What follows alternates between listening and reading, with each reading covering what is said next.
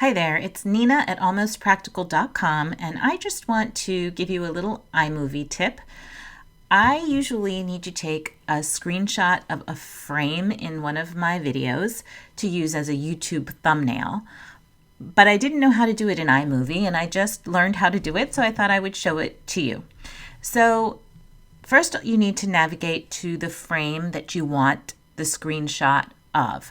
So I want a picture of this box, and all I need to do is click on this share icon in the upper right hand corner and click Save Current Frame. And I can name it whatever I want. So I'll just do YouTube thumbnail.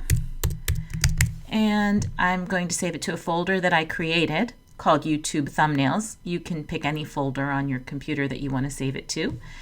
And I click Save.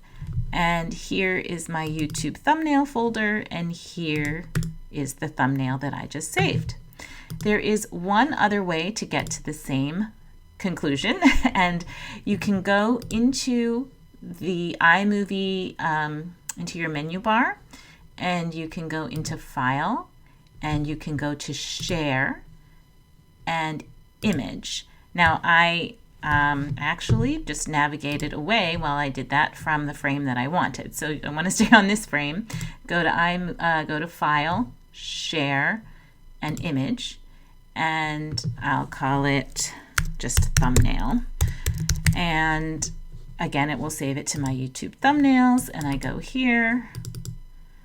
And now I have both thumbnail and YouTube thumbnail. So it's really easy to do. If you need a freeze frame for your YouTube thumbnail for your video, this is how you do it. So if you like this video, please give it a thumbs up and follow my YouTube channel where I talk about organizing, productivity, little tech tips, Erin Condren planner reviews. So I hope you enjoyed this video, and I hope you found it to be helpful. Thank you so much for joining me today.